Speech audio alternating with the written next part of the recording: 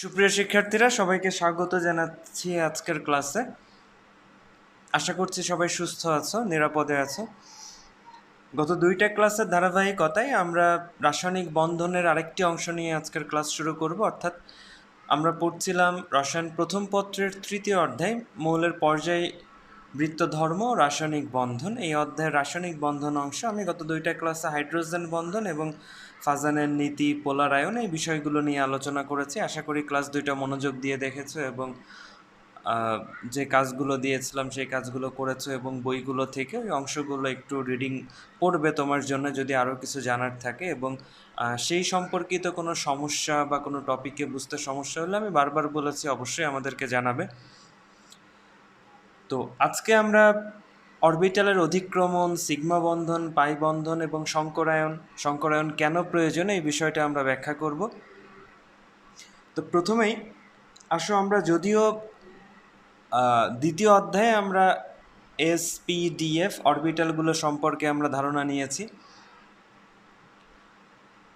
তো সেই অরবিটালগুলো কিভাবে আসলে একে অপরের সাথে সমযোজী বন্ধনে অংশগ্রহণ করে, অর্থাৎ তাদের ইলেকট্রন মেঘ শেয়ারিং করে, অর্থাৎ অরবিটালের অধিক্রমণ হয়, এই বিষয়গুলো নিয়েই আমরা দেখব। তো আমরা জানি যে এস অরবিটালের আকৃতি হচ্ছে গোলাকৃতির, অর্থাৎ এস অরবিটালের যে ইলেকট্রন মেঘ সেটাকে আমরা গোলাকৃতির ধরে নিই।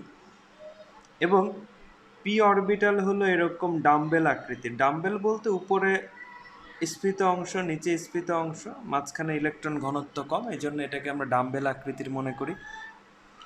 এই পি অরবিটালের আবার তিনটা ভাগ আছে, এটা আমরা জানি আগে থেকেই, হুন্ডের নীতিতে করেছি, যে পি এক্স, পি ওয়াই এবং পিজেড।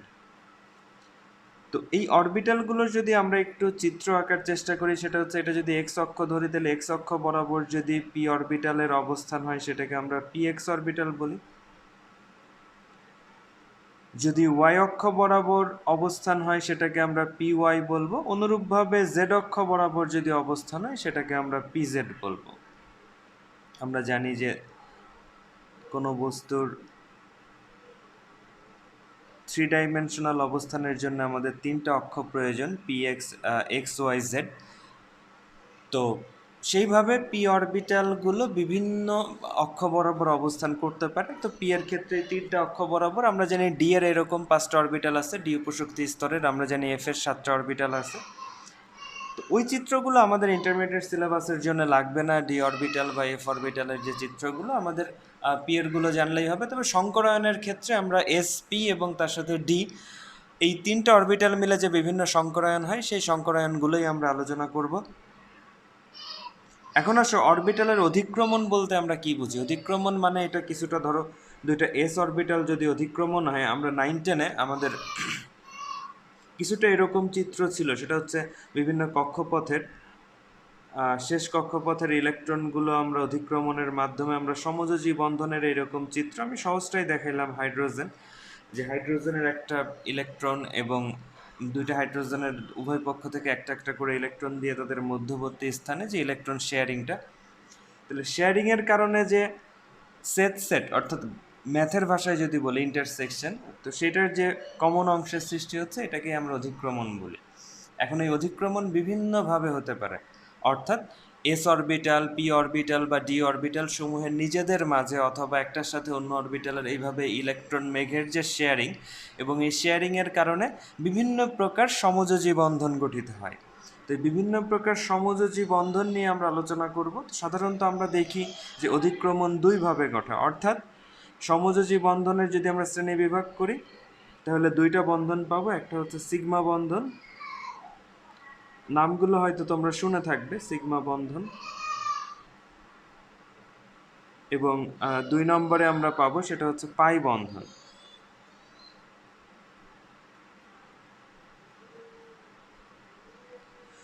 তাহলে চলো আমরা দেখে নেই যে অরবিটালের যে অধিক্রমণ, সেই অধিক্রমণগুলো কতভাবে হতে পারে এবং তার ফলে কতভাবে সিগমা বন্ধন হতে পারে।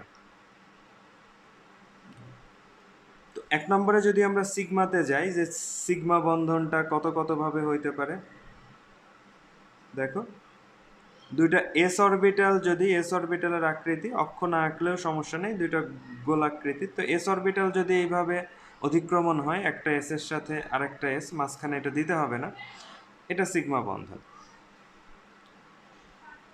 এটা বলার আগে যদি আমরা সিগমা বন্ধনের সংজ্ঞাগুলো বই থেকে একটু দেখে নিয়ে পড়ে নিলেই হবে যে দুইটা অরবিটালে যদি মুখোমুখি বা সামনাসামনি অধিক্রমণ হয়, আমি মুখে বলে দিচ্ছি, রেকর্ড তো থাকবেই, আর বইগুলো থেকে একটু রিডিং পড়বে। বই রিডিং পড়ার অভ্যাসটা খুবই দরকার। সবসময় যে 100% লেকচার পড়েই তুমি পরীক্ষার হলে যাবে বা লেকচারকেই সব কিছু মনে করবে কোনো শিক্ষকের, সেটা যেই হোক, এটা কখনোই কাম্য না। এরকম হলে তোমাদের ভর্তি পরীক্ষাগুলোতে তোমাদের জন্য আসলে খুবই কষ্টকর হয়ে যাবে টিকা বা তোমার যে আকাঙ্ক্ষিত ফল, সেই ফল লাভে সক্ষম হওয়া খুবই কষ্টকর হয়ে যাবে। তো এই জন্যে কিছু কিছু বিষয় আমি ব্যক্তিগতভাবে তোমাদের ধারণা দেই, এবং আমি চাই যে তোমরা যেন এটা আরও বই থেকে আরও একটু রিডিং পড়ো, এবং রিডিং পড়ে সমস্যাগুলো নিয়ে আবার যখন আমাদেরকে প্রশ্ন করো তখন আমরা আবার সেইগুলো নিয়ে তোমাদের সাথে ডিসকাশনে যাই। এইভাবে আসলে একপাক্ষিক কখনোই পড়াশোনা হয় না, এটা খুব ভালো করেই জানো। প্রথমত পড়ার সিস্টেমই হচ্ছে এটা যে শিক্ষক তোমাকে অবশ্যই কিছু না কিছু ধারণা দিবেন, প্রাথমিক ধারণা, দেন তারপরে তুমি গিয়ে তোমাদের যে টেক্সট বই, অ্যাটলিস্ট 2টা বোর্ড বই তোমাকে ফলো করতে হবে। সেইগুলো যখন পড়বে তারপরে বিভিন্ন সমস্যা বের হবে, বিভিন্ন শব্দ বা বিভিন্ন কনসেপ্টে বুঝতে সমস্যা হলে শিক্ষকদেরকে প্রশ্ন করবে, তখন তারা আবার সেইগুলো আবার বিভিন্নভাবে ব্যাখ্যা করবে, আবার গিয়ে পড়বে। এইভাবে 2বার টিচার 2বার স্টুডেন্ট, এইভাবে সব কিছু মিলেই আসলে সমন্বিতভাবে আমাদের পড়াশোনাটা বলো বা এই প্র্যাকটিসটা বলো রসায়নের উপরে, সেটা এগিয়ে যাবে। এটা যদি না করো তাইলে বুঝতেই পারছো যে তোমার জন্য আসলে আকাঙ্ক্ষিত ফল লাভ করা খুব কষ্টসাধ্য হয়ে যাবে। হ্যাঁ, এটা আমি অভিজ্ঞতা থেকেই বলছি। সুতরাং আশা করি তোমরা আমার যে নির্দেশনা এটা মেনে চলবে। এখন আসো যেটা বলছিলাম যে মুখোমুখি বা সামনাসামনি যদি এরকম ওভারল্যাপিং বা অধিক্রমণ হয়, সেটাকে আমরা সিগমা বন্ধন বলি। হ্যাঁ, অনেক সময় এরকম আছে যে বইয়ের সংজ্ঞাগুলো বা শব্দগুলো একটু কঠিন মনে হইতে পারে, সেক্ষেত্রে আমরা সহজ ভাষায় অল্টারনেটিভ শব্দ ব্যবহার করব, অর্থাৎ সহজে মানে মিনিংটা যাতে চেঞ্জ না হয়, সেরকম পরিবর্তন না হয়, আমরা অল্টারনেটিভ শব্দ ব্যবহার করেও কিন্তু আমরা সংজ্ঞাগুলো দিতে পারবো, কোনো সমস্যা নেই। সহজভাবে দিলে বইয়ের মতো হুবহু হইতে হবে এটা না, তবে অর্থ যেন পাল্টে না যায় এই বিষয়টা খেয়াল রাখতে হবে। তাহলে এস এর সাথে এস এর হতে পারে, তারপরে এস এর সাথে আবার একটা পি অরবিটালের এইভাবে অধিক্রমণ হইতে পারে, একটা এস এর সাথে একটা পি, একটা এস এবং একটা পি, এই যে মুখোমুখি অধিক্রমণ এখানে বা সামনাসামনি অধিক্রমণ সবগুলোই সিগমা। দেন 2টা পি অরবিটালের মাঝেও হইতে পারে, এইভাবে সিগমা বন্ধন হইতে পারে। আচ্ছা, আরেকটা বিষয় আছে শঙ্কর অরবিটাল বলে একটা বিষয় আছে। আমরা শঙ্করায়নে যখন আসব তখন আমরা দেখব যে এটাকে যদি আমি ফুল ডাম্বেল ধরি, অর্থাৎ পি অরবিটাল, প্রত্যেকটা শঙ্কর অরবিটালের আকৃতি এটাকে শঙ্কর অরবিটাল বলে, এই আকৃতির। এটাকে আমি, যদিও এটা রসায়নের ভাষা না, আমি হাফ ডাম্বেল বলি আর কি, যেহেতু এটা একটা ডাম্বেল আকৃতির পি অরবিটাল। তাহলে শঙ্কর অরবিটাল কখন হয়? এটা কিছুটা ওই যে শঙ্করায়নের মতো, আমরা বিভিন্ন উদ্ভিদের বা বিভিন্ন প্রাণীর যে শঙ্করায়ন করি, একটার সাথে আরেকটার বিভিন্ন জিনগত বৈশিষ্ট্য মিক্স আপ হয়ে নতুন ভিন্ন ধরনের বৈশিষ্ট্য তৈরি হয়, বৈশিষ্ট্যের উদ্ভিদ হোক বা প্রাণী হোক যে তৈরি হয়। এই শঙ্করায়ন তোমরা বায়োলজিতে টার্মগুলোর সাথে পরিচিত বা পড়েছো। তো সেরকম এইখানে বিভিন্ন অরবিটাল, এস সাথে পি, এস এর সাথে পি, তার সাথে ডি, এইভাবে বিভিন্ন অরবিটালগুলো মিক্স আপ, অর্থাৎ একে অপরের সাথে মিশে গিয়ে নতুন সমশক্তির সমসংখ্যক অরবিটাল তৈরি করে, যার আকৃতি এরকম। এইগুলোকে আমরা হচ্ছে শঙ্কর অরবিটাল বলি। তো শঙ্কর অরবিটালটা আমাদের শঙ্করায়নে কাজে লাগবে, বা একটু পরেই আমরা আসব। এবং ঠিক শঙ্করায়ন বলতে যে প্রত্যেকটা অণুর, যেমন মিথেন হোক বা অ্যামোনিয়া হোক, পানি হোক, H2S হোক, PH3 হোক, এরকম যত যৌগ আছে প্রত্যেকটা যৌগের যে বাস্তবিক গঠন, সেই গঠনগুলো ব্যাখ্যার জন্য আমাদের অবশ্যই অবশ্যই শঙ্কর অরবিটালের ধারণা লাগবে। শঙ্কর অরবিটালের ধারণা ছাড়া বিশুদ্ধ এসপি বা ডি অরবিটাল দিয়ে কখনোই কোনো যৌগের সঠিক আকৃতি ব্যাখ্যা করা সম্ভব নয়। তো এটার জন্য আমরা আনবো, যাই হোক আমি শঙ্কর একটু পরে আসছি, তার আগে বলি যে এটা হচ্ছে শঙ্কর অরবিটালের আকৃতি। আমি শুধু সিগমা বন্ধন দেখানোর জন্য, দেখো এরকম একটা শঙ্কর অরবিটালের সাথে একটা এস অরবিটালের অধিক্রমণ হতে পারে, এটা হচ্ছে শঙ্কর অরবিটাল, দেন এটা হচ্ছে এস অরবিটাল, এটা সিগমা বন্ধন। আবার একটা শঙ্কর অরবিটালের সাথে আবার একটা পি অরবিটালের মুখোমুখি অধিক্রমণ হতে পারে, এরকম হতে পারে। সবগুলোই হচ্ছে সিগমা, এটা হচ্ছে শঙ্কর আর এটা হচ্ছে পি অরবিটাল। তাহলে আমরা দেখলাম যে এই বিভিন্নভাবে, দেখো বিভিন্নভাবে অনেকগুলো ওয়েতে দেখেছি, বিভিন্নভাবে তোমার সিগমা বন্ধন হইতে পারে, এস এর সাথে এস, এস এর সাথে পি, পি এর সাথে পি, শঙ্করের সাথে এস, শঙ্করের সাথে পি, এরকম বিভিন্নভাবে আমরা সিগমা বন্ধন হতে পারে। এখন আসো পাই বন্ধনটা আরেকটু সহজ, মানে এত বেশি ঝামেলা নাই পাই বন্ধনে। সিগমার পরে অধিক্রমণটা পাশাপাশি হইতে পারে, সাইড বাই সাইড, অর্থাৎ পাশাপাশি অধিক্রমণ যদি হয় সংজ্ঞা অনুযায়ী সেটাকে আমরা পাই বন্ধন বলবো। অর্থাৎ আমি আগেই বলছি যে সমযোজী বন্ধন তৈরি হয় অরবিটালগুলোর ইলেকট্রন শেয়ারিংয়ের মাধ্যমে, অর্থাৎ অরবিটাল বা ইলেকট্রন মেঘগুলোর অধিক্রমণের মাধ্যমে। অধিক্রমণটা দুইভাবে হতে পারে বা শেয়ারিং, একটা হচ্ছে মুখোমুখি অধিক্রমণ আর একটা হচ্ছে পাশাপাশি অধিক্রমণ। তো পাই বন্ধনের ক্ষেত্রে এইভাবে দুইটা অসংকরিত পি অরবিটাল, আমরা সবসময় মনে রাখবো পাই বন্ধন সবসময় একভাবেই গঠিত হইতে পারে, সেটা হচ্ছে এরকম দুইটা ফুল ডাম্পেল, অর্থাৎ দুইটা অসংকরিত পি অরবিটালের পাশাপাশি অধিক্রমণ। পাশাপাশি দেখো, সাইড বাই সাইড, মুখোমুখি কিন্তু বলে না, মুখোমুখি আগের পেজে দেখিয়েছি, সেটা হচ্ছে সিগমা বন্ধনের ক্ষেত্রে। তাহলে আমরা দেখলাম যে দুইটা পাই বন্ধনের পাশাপাশি অধিক্রমণের মাধ্যমে শুধুমাত্র সিগমা বন্ধন হইতে পারে, সরি পাই বন্ধন হইতে পারে। পাই বন্ধন একভাবেই হইতে পারে, এটা ছাড়া আর পাই বন্ধন সম্ভব নয়।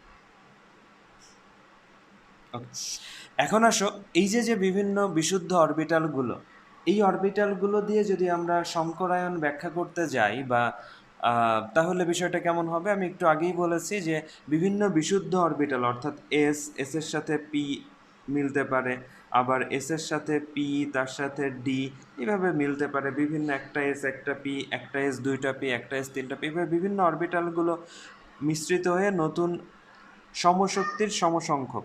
এই দুইটা শব্দ মনে রাখবে, এই দুইটা হচ্ছে কি পয়েন্ট শঙ্কর অরবিটালের ক্ষেত্রে। কি বলেছিলাম? সমশক্তির সমসংখ্যক, অর্থাৎ যে কয়টা অরবিটাল মিক্স আপ হবে নতুন, সে কয়টা শঙ্কর অরবিটাল তৈরি হবে। অর্থাৎ একটা এস এর সাথে একটা পি যদি মিক্স হয়, তাহলে দুইটা মিক্স হলে তাহলে নতুন দুইটা শঙ্কর অরবিটাল হবে এবং দুইটাই সমশক্তির হবে। এরকম একটা এস এর সাথে দুইটা পি হলে তিনটা অরবিটাল মিক্স হলে তাহলে নতুন তিনটা সমশক্তির অরবিটাল হবে। সুতরাং এই শব্দ দুইটা খুব গুরুত্বপূর্ণ, সমশক্তির সমসংখ্যক শঙ্কর অরবিটাল তৈরি হবে, নতুন অরবিটাল তৈরি হবে। এখন আসো কোনো যৌগের সঠিক যে আকৃতি, যেমন চতুস্তলকীয় হোক, সরল রৈখিক হোক, ত্রিকোণাকার হোক, বর্গাকৃতির হোক, অষ্টতলকীয় হোক, পঞ্চকোণীয় দ্বিপিরামিড, এরকম বিভিন্ন ধরনের আকৃতি আছে, আমরা শিখবো আস্তে আস্তে। এই সবগুলো আকৃতি ব্যাখ্যায়, খেয়াল করো, সবগুলো আকৃতি ব্যাখ্যায় তোমার শঙ্কর অরবিটালের ধারণা কেন প্রয়োজন। অর্থাৎ বিশুদ্ধ অরবিটাল, আমি একটা ঠিক বইয়ের সাথে যাবে না বা তোমার কোথাও কোনো এই ব্যাখ্যাটা খুঁজে পাবে না, আমি জাস্ট একটা ব্যাখ্যা বানিয়েছি তোমাদের বোঝানোর সুবিধার্থে। জাস্ট এটা হচ্ছে যে মানে কোনো স্বীকৃত ব্যাখ্যা না, জাস্ট আমার বানানো বোঝানোর জন্য। সেটা হচ্ছে বিশুদ্ধ অরবিটালগুলা দিয়ে আমরা যদি আকৃতি ব্যাখ্যা করার চেষ্টা করি, যেমন ধরো সবচেয়ে কমন হচ্ছে মিথেন, CH4। মিথেনের আকৃতি বা গঠন হচ্ছে চতুস্তলকীয়। তো চতুস্তলকীয় শেপটা হচ্ছে মোটামুটি এইরকম, একদম এক্স্যাক্টলি 3D ফিগারের মতো হবে না, আমরা 2Dতে একটু চতুস্তলকীয় দেখানোর চেষ্টা করি। বইয়ে খুব সুন্দর করে ছবি আঁকা আছে, আমার অঙ্কন বা এটা এক্স্যাক্টলি বইয়ের মতো না হলে তোমরা বইয়েরটা অবশ্যই ফলো করবে, একটু এদিক ওদিক হতে পারে। তাহলে এটা হচ্ছে মোটামুটি চতুস্তলকীয় গঠন এবং এইখানে বন্ধন কোণ হচ্ছে 109.5 ডিগ্রি, এটা হচ্ছে চতুস্তলকীয়।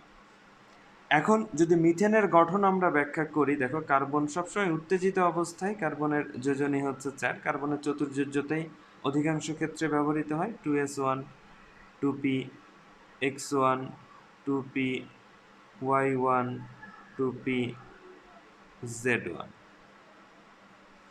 তাহলে এইভাবে হচ্ছে কার্বনের সাধারণত এই চারটা, একটা এস এর সাথে তিনটা পি মিলে sp3 সংকরায়ন হয়, সেটা আমরা পরে আসছি। তো কার্বনের এই হচ্ছে অবস্থার, কার্বনের সাথে হাইড্রোজেন, হাইড্রোজেনের তো 1s1। এখন আসো বিজ্ঞানী পাউলিং এবং স্লেটার এই দুইজন বিজ্ঞানীর খুব অবদান আছে তোমার সংকরায়নের বিষয়টা ব্যাখ্যা করার জন্য, কারণ তারা দেখছেন যদি আমরা এই চতুস্তলক, এটা হচ্ছে অরিজিনাল গঠন। আমি সবসময় বলি যে বিজ্ঞানীরা হচ্ছে কেমিস্ট্রিতে বিশেষ করে এরা বাংলা সিনেমার পুলিশের মতো, অর্থাৎ বিভিন্ন ঘটনা মারপিট হয়ে যাওয়ার পরে যেমন পুলিশ আসে একদম সবার লাস্টে ঘটনা ঘটে যাওয়ার পরে। সো বিষয়টা হচ্ছে এরকম যে আমরা কখনোই আন্দাজে ব্যাখ্যা প্রদান করি না যারা কেমিস্ট্রি নিয়ে গবেষণা করে, বা আন্দাজে কিছু বলে না। তো আমি জাস্ট মজা করে বললাম বিষয়টা। সেটা হচ্ছে যে আগে বাস্তবতা পর্যবেক্ষণ করে বাস্তবে কোন ঘটনা কেমন সেটা অবস্থা অনুযায়ী তারপরে পরে ব্যাখ্যাটাকে বানানো হয়, ইমাজিন করা হয়, অথবা এক্সিস্টিং কোনো থিওরি যদি তোমার থাকে সেটার ভিত্তিতে ব্যাখ্যা প্রদান করা হয়, যদি না থাকে সেই ক্ষেত্রে তোমার নতুন কোনো তত্ত্ব আনা হয় বা থিওরি আনা হয়, তারপরে ব্যাখ্যা প্রদান করা হয়, অর্থাৎ বাস্তবতার সাথে মিল রেখে। এটা কোনো অ্যাস্ট্রোলজি না যে আগে থেকে আমি আগাম ভবিষ্যৎবাণী করলাম এবং সেটা এইভাবে মিলে যাবে বা মিলবেই, বিষয়টা এরকম না। আমরা সবসময় বাস্তবতা আগে পর্যবেক্ষণ করি, তারপরে বিভিন্ন ধরনের যে কনসেপ্ট সেই কনসেপ্টগুলো আমরা মানে বাস্তবসম্মতভাবে সেটা ব্যাখ্যা করার চেষ্টা করা হয়। এখন দেখো, আমি ধরো এটা কার্বনের আমি এই চতুস্তলকীয় গঠনটা আমি আঁকবো। যদি আমি আঁকতে যাই, দেখো আমি এখানে কি কি আছে, যে 2s1, তাহলে একটা s অরবিটাল যদি আমি আঁকলাম, আর তিনটা p orbital px py pz, তাহলে একটা ধরো p অরবিটাল যদি এইভাবে আঁকি, ফুল ডাম্বেল, এটা একটা ফুল ডাম্বেল, এটা একটা ফুল ডাম্বেল। দেখো এরকম যদি আমি আঁকতে যাই, দেখো ফুলের মতো হয়ে গেল, আসলে এক্স্যাক্টলি এটা সম্ভব হবে না সঠিক অবস্থানটা ব্যাখ্যা করা। এখন দেখো চারটা হাইড্রোজেন। হ্যাঁ, আমরা নর্মালি 9-10-এ কি পড়েছি, 9-10-এ আমরা এরকম দেখেছিলাম যে কার্বন, এটা হচ্ছে নিউক্লিয়াস, এর চারপাশে যে আমরা দেখেছিলাম এরকম চারটা হাইড্রোজেন অধিক্রমণের মাধ্যমে মিথেনের গঠন, এরকম আমরা 9-10-এ শর্টকাট পড়েছিলাম। তো এইখানেও এটা অরবিট না, মানে এটা হচ্ছে শেষ কক্ষপথ দেখানো, এটা কক্ষপথ না, এটা হচ্ছে অরবিটাল, বিভিন্ন অরবিটালে ইলেকট্রনের মেঘের আকৃতি আমরা এঁকেছি। এখন ধরো একটা করে ইলেকট্রন এখানে আছে, তো এখন সেই ইলেকট্রন মেঘটা কোন দিকে স্ফীত হবে, উপরে না নিচে? ধরো এস অরবিটালের সাথে এইখানে হয়তো হাইড্রোজেনের এস অরবিটালটা অধিক্রমণ হলো, কিন্তু এটা যদি আমরা পিএক্স ধরি, তাহলে পিএক্স এর অধিক্রমণটা কি উপরে হবে না নিচে হবে? উপরে হলে নিচে কি দোষ করলো? এইখানে হবে না এইখানে হবে? এইখানে হলে এই পাশে কি দোষ করলো? এইখানে যদি হয় তাহলে এর নিচে কি দোষ করলো? এইভাবে যদি আমরা দিতে যাই তাহলে আসলে দেখো এইভাবে গঠন বা কোনো কিছু এইভাবে ব্যাখ্যা করা বা চতুস্তলকীয় প্রকৃত যে শেপটা, সেই শেপটা আঁকা সম্ভব না।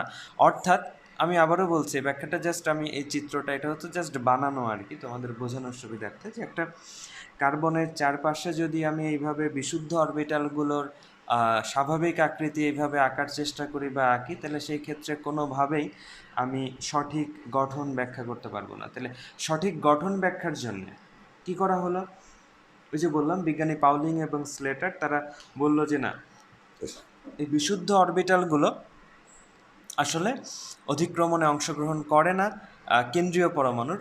এটা একটা বিষয় যে সাধারণত সংকরায়ন আমরা ধরে নেই কোনো যৌগের কেন্দ্রীয় পরমাণুর হয়। এখন বলতে পারো স্যার কেন্দ্রীয় পরমাণু কি? জৈব যৌগগুলোর ক্ষেত্রে অবশ্যই কার্বন কেন্দ্রীয় পরমাণু, আর অন্যান্য অজৈব যৌগগুলোর ক্ষেত্রে আমরা দেখবো যে ওই যৌগে কার জারণ সংখ্যা বা যোজনী সবচেয়ে বেশি, সেটাকেই আমরা কেন্দ্রীয় পরমাণু ধরবো। বা তিনটা পরমাণু হলে সাধারণত তিনটা মৌল হলে সাধারণত মাঝখানেরটা হয়, তিনটা মৌলের যদি কোনো অণু হয় সাধারণত আর কি। যাই, তো আমরা জারণ সংখ্যাটাই হচ্ছে পারফেক্ট, ওইটা বের করে নিব। আচ্ছা, এখন দেখো এই কার্বনের যদি বিশুদ্ধ অরবিটালগুলো দিয়ে আমি অধিক্রমণ দেখানোর চেষ্টা করি তাহলে সম্ভব না। কিন্তু যখন পাউলিং এবং স্লেটার বললো যে এই চারটা বিজোড় ইলেকট্রনের যে একটা এস এবং তার সাথে তিনটা পি, এইগুলো মিক্স আপ হয়ে চারটা সমশক্তির সমসংখ্যক হাফ ডাম্বেল আকৃতির, একটু আগেই বলেছে, হাফ ডাম্বেল আকৃতির সংকর অরবিটাল তৈরি করবে, যার নাম হবে এটার নিয়ম অনুযায়ী sp3, প্রত্যেকটার নাম হবে sp3, চারটা। এটা কয়টা হবে? চারটা হবে sp3। কেন? কারণ চারটা মিক্স আপ হয়েছে, একটা এস এর সাথে তিনটা পি। তখন কি হবে? সংকর অরবিটালের নাম হবে কি? sp3। কয়টা হবে? চারটা হবে। কেন? আবারও বলছি যে চারটা মিক্স আপ হয়েছে। আকৃতি কি হবে? ওই যে আগের পেজে দিয়েছিলাম, হাফ ডাম্বেল আকৃতির হবে।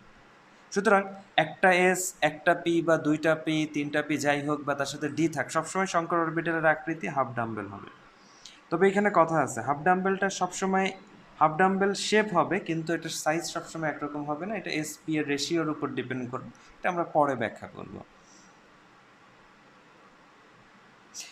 এখন আসো যদি এরকম, তাহলে কার্বনের চারপাশে যদি আমরা এই শঙ্কর অরবিটালগুলো দিয়ে চতুস্তলকীয় গঠন ব্যাখ্যা করতে চাই, তাহলে গঠনটা ব্যাখ্যা করা সম্ভব। কিভাবে?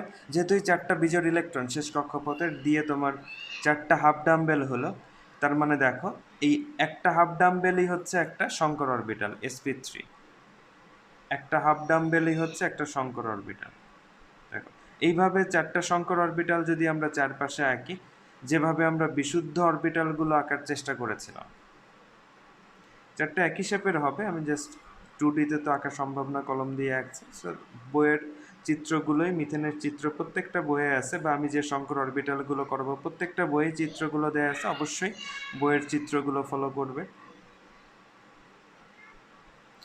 ওকে, তাহলে এইভাবে দেখো এরকম হিজিবিজি করে sp অরবিটালগুলো না এঁকে আমি যদি শঙ্কর অরবিটাল আঁকার চেষ্টা করি, দেখো চারপাশে 4টা শঙ্কর অরবিটাল, তখন এই চতুস্তলকীয় গঠনে আর কোনো সমস্যা থাকে না। তখন কি করবো, হাইড্রোজেনের s অরবিটাল, এই s অরবিটালটা এই শঙ্কর অরবিটালের সাথে অধিক্রমণ হবে। ধরো একটা ডট, একটা ক্রস, প্রত্যেকটা জায়গায় s অরবিটালটা এইভাবে একটা কার্বনের ইলেকট্রন, একটা হাইড্রোজেনের ইলেকট্রন এইভাবে এখানে অধিক্রমণ হবে। এখন দেখো আমি যদি এটার শেপটা একটু বোঝার চেষ্টা করি যে এটা কি চতুস্তলকীয় হলো, হ্যাঁ, এইভাবে শঙ্কর অরবিটাল দিয়ে যদি আমি ব্যাখ্যা করি, তাহলে মোটামুটি এটাকে উপরে যেটা আমরা চতুস্তলকীয় শেপটায় আঁকছি, তাহলে এইটার মতো একটা চতুস্তলকীয় শেপ দেওয়া সম্ভব, যেটা হচ্ছে বিশুদ্ধ অরবিটালে সম্ভব না। তাহলে বিশুদ্ধ অরবিটালে এই যে বললাম যে পি অরবিটাল হলে উপরে না নিচে ইলেকট্রন মেঘ কোন জায়গায় শেয়ারিং হবে, তার মানে হচ্ছে সঠিক ব্যাখ্যাটা দেওয়া সম্ভব হয় না। কেউ যদি বলে উপরে, তাহলে বলবো যে নিচে দিলে সমস্যা কি। এই জন্যে দুজন বিজ্ঞানী তারা কি করলো, শঙ্করায়নের কনসেপ্ট যখন নিয়ে আসলো যে অরবিটালগুলো মিশ্রিত হবে, একটার সাথে একটা যুক্ত হবে, যুক্ত হয়ে নতুন সমশক্তির সমসংখ্যক শঙ্কর অরবিটাল তৈরি করবে, তখন এই হাফ ডাম্বেল আকৃতির শঙ্কর অরবিটাল দিয়ে যদি আমরা প্রত্যেকটা যৌগের প্রকৃত শেপ যেটা বা গঠন যেটা, হ্যাঁ আকৃতি যেটা, সেটা যদি আমরা ব্যাখ্যা করতে যাই, তাহলে কোনোভাবেই আর সেটার সাথে অপ্রাসঙ্গিক বা অসামঞ্জস্য হয় না, আমরা ব্যাখ্যা করতে পারি। আসলেই হয়তো বাস্তবে সংকরায়ন ঘটছে পরমাণুর ভিতরে, যদিও এটা একদম ওইভাবে পর্যবেক্ষণ করা সম্ভব হয়নি, বা আমরা যখন ইউনিভার্সিটিতে পড়েছি আমাদের পক্ষে এটা দেখাও সম্ভব হয়নি। তো যেহেতু এর থেকে আর কোনো গ্রহণযোগ্য মতবাদ নেই, সুতরাং আমরা ধরে নিচ্ছি যে আসলেই পরমাণুর ভিতরে এরকম সংকরায়ন হচ্ছে বিভিন্ন অরবিটালের, এবং যার ফলে এই আকৃতিগুলো বা শেপগুলো হচ্ছে। এখন আসো পরবর্তীতে আমরা দেখি যে বিভিন্ন ধরনের কত ধরনের সংকরায়ন হতে পারে আমরা শিখবো, এবং প্রত্যেকটার যে আকৃতিগুলো, এই আকৃতিগুলো আমি তোমাদের কাজ দিচ্ছি, একটু বই থেকে তোমাদের অবশ্যই অবশ্যই আকৃতিগুলো প্র্যাকটিস করতে হবে। যদি তোমরা আকৃতিগুলো প্র্যাকটিস না করো, তাইলে পরীক্ষার হলে কোনোভাবেই তুমি এটা দ্রুত আঁকতে পারবে না। তাইলে দেখো এটা হচ্ছে তোমার কাজ, আমি একটা SW দিচ্ছি, এটা যে কোনো বইয়ে দেখবে, শেপগুলো প্র্যাকটিস করে আমাকে নিচে কমেন্ট সেকশনে আমাকে দিবে তোমরা। সেটা হচ্ছে যে বললাম যে একটা এসের সাথে একটা পি যদি সংকরে অংশগ্রহণ করে, সেটাকে আমরা SP সংকরায়ন বলবো, এবং SP সংকরায়নের আকার হচ্ছে এরকম সরল রৈখিক হবে, যেটার বন্ধন কোণ 180 ডিগ্রি হবে, 180 ডিগ্রি। একটা এসের সাথে যদি দুইটা পি হয়, দুইটা পি, সেটাকে আমরা SP2 বলবো। এটার আকৃতি হচ্ছে তোমার এরকম ত্রিকোণাকার হবে, যেটার বন্ধন কোণ হবে 120 ডিগ্রি। সুন্দর করে শেপটা বই থেকে দেখবে, আমি আবারও বলছি বই থেকে দেখবে। একটা এসের সাথে যদি 3টা পি অংশগ্রহণ করে, তাহলে SP3 সংকরায়ন হবে, যেটা তোমার চতুস্তলকীয় শেপ হবে, এরকম চতুস্তলকীয় শেপ হবে। সরি, ওই আগের পেজে যেটা এঁকেছিলাম চতুস্তলকীয় শেপ হবে, এরকম চতুস্তলকীয় শেপ হবে। এটার বন্ধন কোণ হবে, এটা 120 ডিগ্রি হবে, এটা 109.5 ডিগ্রি হবে। অনুরূপভাবে SP3-র সাথে ডি মিলতে পারে, SP3D হতে পারে, একটা S, 3টা P এবং একটা D। SP3D2 হতে পারে, SP3D3 হতে পারে, আবার SP2D হতে পারে। এটা আমরা জটিল যৌগের ক্ষেত্রে হয়তো তোমরা দেখেছো অলরেডি আগের অংশে, জটিল যৌগের ক্ষেত্রে যে এই সংকরায়নটা হয়। মোটামুটি এইগুলো সংকরায়নগুলোই সবচেয়ে বেশি প্রচলিত। প্রত্যেকটার ক্ষেত্রে যে শেপ হবে, এই শেপগুলো বই থেকে দেখে আঁকতে হবে। যেমন SP3D হলে এটা হবে ত্রিকোণাকার পিরামিড আকৃতির, sp3d2 অথবা d2sp3, ডি আগে পরে থাকলে কোনো সমস্যা নেই, একই শেপ হবে। এটা হবে অষ্টতলকীয় হবে। sp3d3 হলে তোমার পঞ্চকোণীয় দ্বিপিরামিড হবে, আর sp2d হলে এটা বর্গাকৃতির হবে, বর্গাকৃতির। বা dsp2 হলেও বর্গাকৃতির হবে, মানে ডি আগে পরে থাকলে সমস্যা নেই। তাহলে এইভাবে আমি যে সংকরায়নগুলোর নাম লিখলাম, অর্থাৎ sp2, sp3, এটা এবং এই যে এই 4টা 3টা 7টা, এই 7টা সংকরায়নের প্রত্যেকটার আকৃতি, বন্ধন কোণ, এইগুলো হচ্ছে যে তোমাদের জন্য আমি একটু HW দিলাম, যে তোমরা বই থেকে শেপগুলো প্র্যাকটিস করবে। শেপগুলো তো বোঝানোর কিছু নাই, ছবি আঁকার মতো, যে কোনটার শেপ কেমন হয়, যাতে আমরা আগে থেকে প্র্যাকটিস করলে 1 থেকে 2 মিনিটের মাঝে আমরা সংকরায়নের ছবিগুলো, সর্বোচ্চ 1 মিনিট লাগবে এটা আঁকতে, তুমি কলম দিয়েই আঁকতে পারো যদি একবারে ভালোভাবে আঁকতে পারো। আর যদি মনে করো যে না কাটাকাটি হইতে পারে, তাহলে পেন্সিল দিয়ে আঁকতে পারে, কোনো সমস্যা নেই। তবে স্পষ্ট হইতে হবে আর কি, সুস্পষ্ট হইতে হবে, কোনোভাবেই তোমার অস্পষ্ট হওয়া যাবে না। তো এখন হচ্ছে কয়েকটা যৌগের আমি উদাহরণ দেখাবো তোমাদের, যে কিভাবে আমরা সংকরায়নগুলো ব্যাখ্যা করব। প্রথমত দেখো, এসপি সংকরায়ন যদি আমি দেখি, এসপি সংকরায়ন অর্থাৎ একটা এস এর সাথে একটা পি, এটার উদাহরণ হচ্ছে BeF2, বেরিলিয়াম ফ্লুরাইড। আচ্ছা, বেরিলিয়ামের হচ্ছে 4, উত্তেজিত অবস্থায় ইলেকট্রন বিন্যাস তোমার হবে 1s2 2s1, 1s2 ছিল স্বাভাবিকভাবে। তাহলে উত্তেজিত অবস্থায় এস থেকে ভেঙে একটা পিএক্সে যাবে, 2px1, তখন এই দুইটা মিক্স আপ হয়ে এসপি সংকরায়ন হবে। আর ফ্লুরিনের ক্ষেত্রে এটা সংকরায়ন হবে না, কারণ সংকরায়ন কেন্দ্রীয় পরমাণুর হয় 2s2, কিন্তু এটার বিজোড় ইলেকট্রন সমৃদ্ধ পি অরবিটাল সংকরায়নে অংশগ্রহণ করবে, 1s2 2s2 2p5।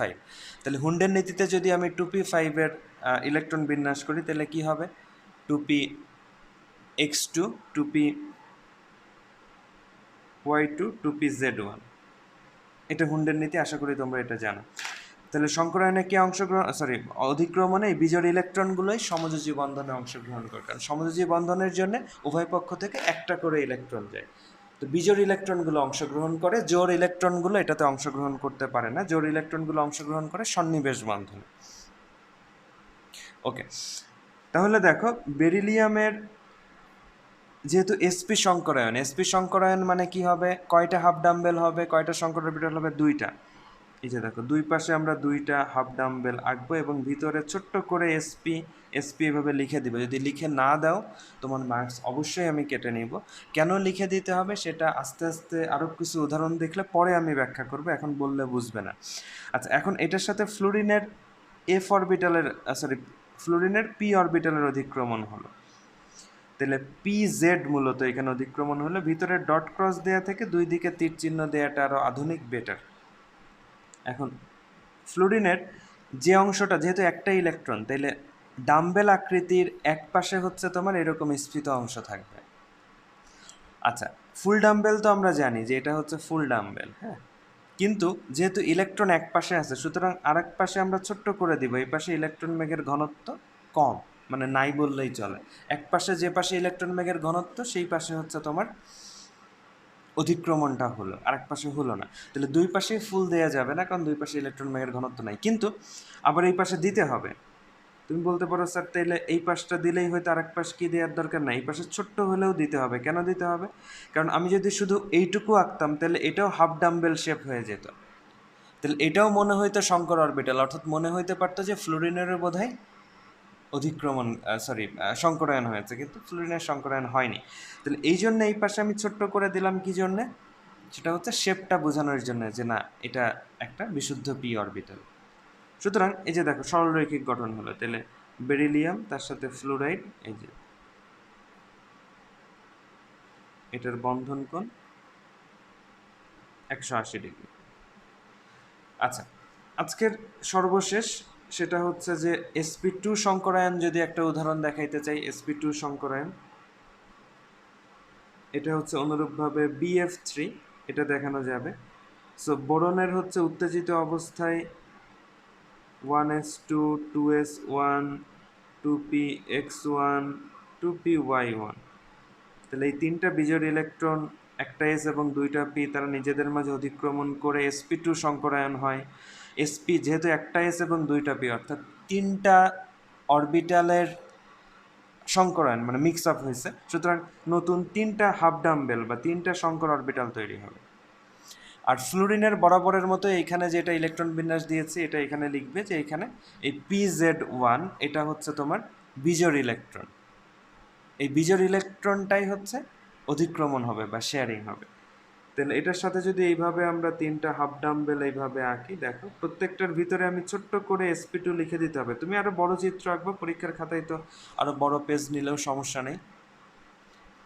এই তিনটার সাথেই কার অধিক্রমণ হলো, ওই যে আগের বারের মতোই ফ্লোরিনের পি অরবিটালের অধিক্রমণ হলো।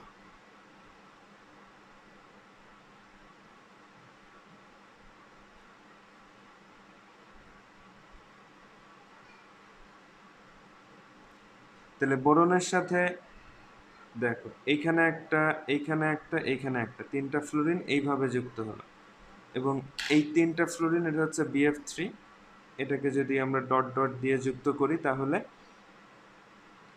ত্রিকোণাকার, সমতলীয় ত্রিকোণাকার একটা শেপ হলো এবং এটার বন্ধন কোণ হবে 120 ডিগ্রি।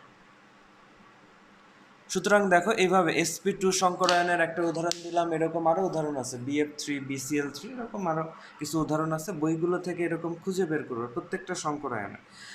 তাহলে তোমাদের HW-তে আরেকটা কাজ বাড়লো, সেটা হচ্ছে যে তুমি প্রত্যেকটা সংকরায়নের আকৃতি, বন্ধন কোণ, MCQ-তে আসে বন্ধন কোণ, এটা মনে রাখতে হবে, আকৃতির নাম মনে রাখতে হবে, শেপগুলো প্র্যাকটিস করবে, তার সাথে হচ্ছে যে প্রত্যেকটার কিছু এক্সাম্পল। আচ্ছা, ব্যতিক্রম আছে, প্রত্যেকটারই ব্যতিক্রম আছে, ব্যতিক্রমগুলো আমরা পরে আলোচনা করব। আগে হচ্ছে এক্সাম্পলগুলো হচ্ছে যে কি নর্মাল, যেগুলো কোনো ব্যতিক্রম নাই, স্বাভাবিক।